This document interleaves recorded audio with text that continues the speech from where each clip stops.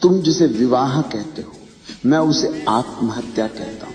एक जीते जागते व्यक्ति का एक संस्था बन जाना, एक पति बन जाना, एक पत्नी बन जाना, ये जीवन नहीं है, ये जीवन का अभिनय है। क्या तुमने कभी दूल्हे को घोड़ी पर बैठे हुए गौर से देखा है?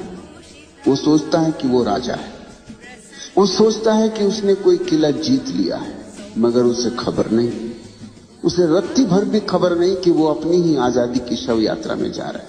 वो बाजे गाजे, वो शोर शराबा, वो रोशनी, ये सब तुम्हें धोखे में रखने के लिए है, ये सब तुम्हें बेहोश करने का उपाय है, ताकि तुम्हें पता न चले कि तुम एक खुली जेल में प्रवेश कर रहे हो। जरा अपने चारों तरफ देखो, जिन लोगों की शादियां हो चुकी हैं, क्या उनके चेहरों पर तुम्हें कोई आनंद दिखाई देता है? क्या उनकी आंखों में तुम्हें वो चमक दिखाई देती है जो किसी प्रेमी की आंखों में होती?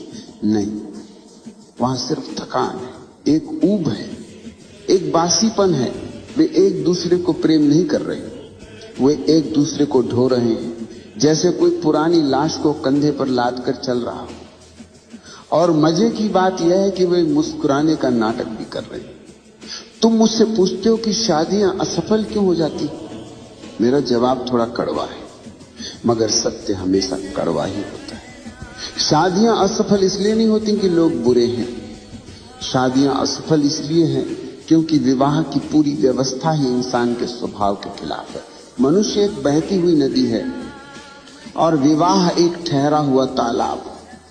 नदी बहती रहे तो साफ रहती, ताजा रहती, रुक जाए तो सड़ जाती है, उसमें कीड़े पड़ जाते हैं, बदबू आने लगती है। आज हर घर से वही बदबू आ रही है, कलह की, संघर्ष की, घुटन की। तुम सोचते हो कि 7 फेरे लेने से, मंत्र पढ़ने से या किसी कागज पर दस्तखत करने से प्रेम पैदा हो जाएगा। कितने नासमझ हो तुम। प्रेम कोई व्यापार नहीं है, प्रेम कोई समझौता नहीं है, मगर तुम्हारा विवाह 100% समझौता है। तुम प्रेम के कारण विवाह नहीं करते, तुम डर के कारण विवाह करते हो। तुम्हें डर है अकेलेपन का, तुम्हें डर है बुढ़ापे का, तुम्हें डर है समाज